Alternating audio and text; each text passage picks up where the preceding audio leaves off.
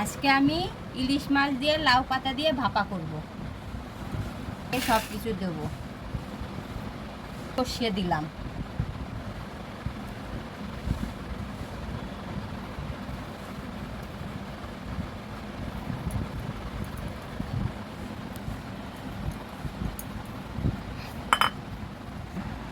এবার আমি নুন দিয়ে দেব,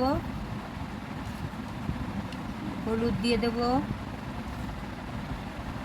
শুকনো হলো কাশ্মীরি লঙ্কা দেব, তেল দেব, দিয়ে ভালো করে মাখিয়ে নেব।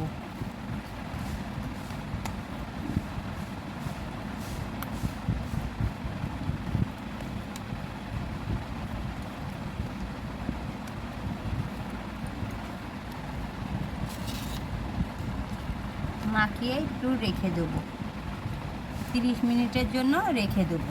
মাখানো হয়ে গেছে, আমি রেখে দিই একটু ঢাকা দিয়ে।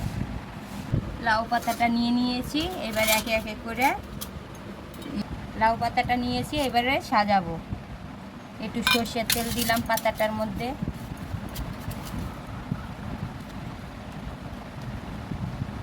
ইলিশ মাছ দিলাম,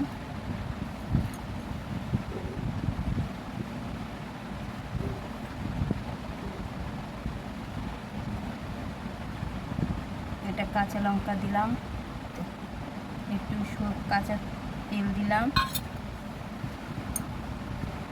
নাড়লাম।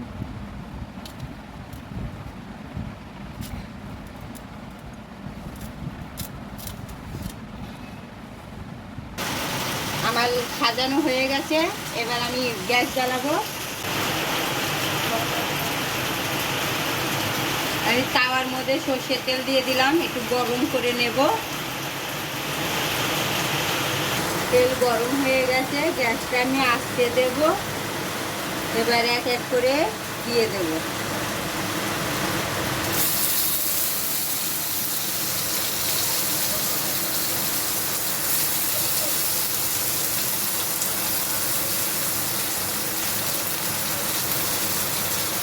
এবার আস্তে আস্তে হোক, আমি চাপা দিয়ে দেবো, আমি পাল্টে দেবো।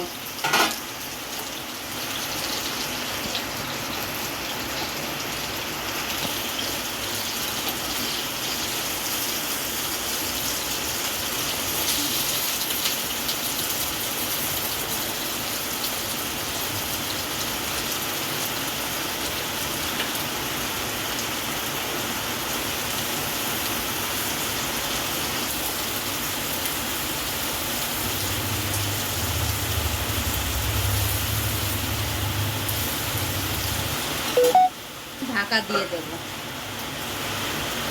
পুরো ভাপা হয়ে গেছে ইলিশ মাছ। এবার আমি অফ করে দেব। পুরো সুন্দর করে হয়ে গেছে।